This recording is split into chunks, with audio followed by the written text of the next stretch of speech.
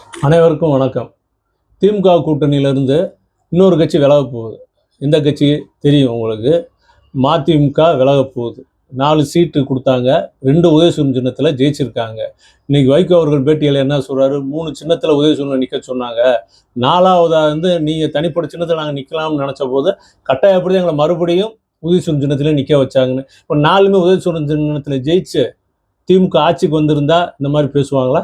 பேச மாட்டாங்க. அதேமாதிரி துரை வைகோ என்ன சொல்லியிருக்காரு?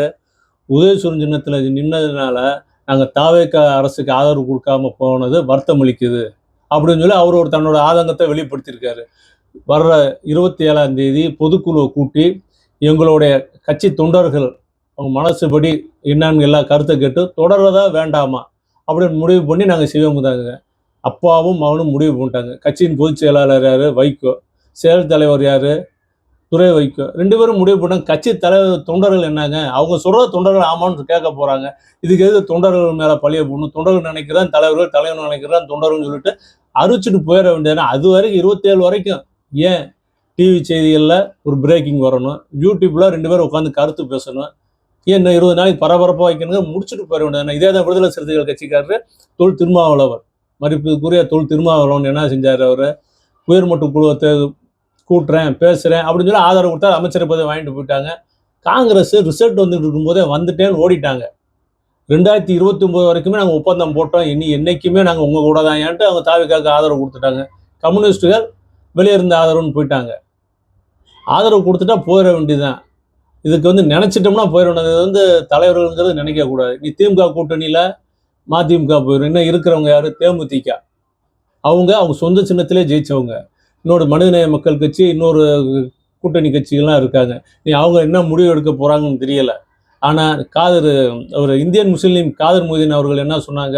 நேற்று இருந்தால் இன்னைக்கு இருப்போம், நாளைக்கு இருப்போம்னு சொல்லி அந்த கூட்டணியில் சேரதுக்கு முன்னாடி சொன்னார். ஆனால் அவங்களும் போய் கட்சியில் சேர்ந்துட்டாங்க, அமைச்சர் பதவி வாங்கிட்டாங்க. அரசியலில் பார்த்தா இதெல்லாம் ரொம்ப சகஜமா அப்படின்னு ஆகிப்போகுது. இது திமுக 75 வருஷ கட்சி, அது ஒரு ஆலமரம் அப்படின்னு அவங்க தலைவர் சொல்கிறாங்க. அந்த ஆலமரத்தில் கூட்டணியில் எல்லா பறவைகளும் உட்கார்றதும், கூட்டணி முடிஞ்சா விலையை பறந்து போகிறதும். ஆனால் ஆலமரம் என்றைக்கும் இருக்கும், அது எல்லாத்துக்கும் வர தங்க இடம் கொடுக்கும்.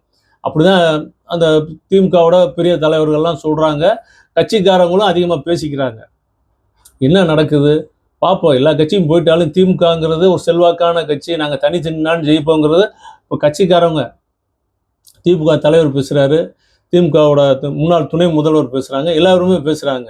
கூட்டணி பலம்ங்கிறது இருந்துச்சு, கூட்டணி இல்லாமல் இருக்கிறதுக்கு ஒவ்வொருத்தங்களாக கலந்து போகிறாங்க. ஏன்னா இதே திமுக கூட்டணி, திமுக முதல்வராக கட்சி தலைவர் தமிழக முதல்வராக வந்திருந்தா இவங்களாம் போயிருப்பாங்களா?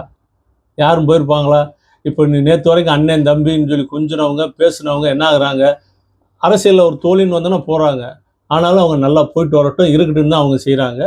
எது நடக்குதோ இதாக இருந்தாலும் பார்ப்போம். அரசியலுங்கிறது எல்லாமே இப்படி தான், கூட்டல் கழித்தல், ஒரு ஏச்சு பேச்சு எல்லாமே வரும். எல்லாம் அரசியல் தலைவர்களுக்கு அவங்களுக்கு தெரிஞ்சதான். இப்போ நம்மளை மாதிரினா பொதுவான மக்களுக்கு என்ன நினைக்க, என்னடா அரசியலில் நேற்று வரைக்கும் இங்கே அண்ணன் தம்பின்னு கொஞ்சினாங்க, இன்னைக்கு அங்கிட்டு போய் அவரை புகழ்ந்து பேசுகிறேன். இதானங்க அரசியலோட நிலைமை, அரசியல் நிலை. அதுதான் பார்ப்போம் என்ன நடக்குதுன்னு பொறுத்திருந்து பார்ப்போம். நன்றி, வணக்கம்.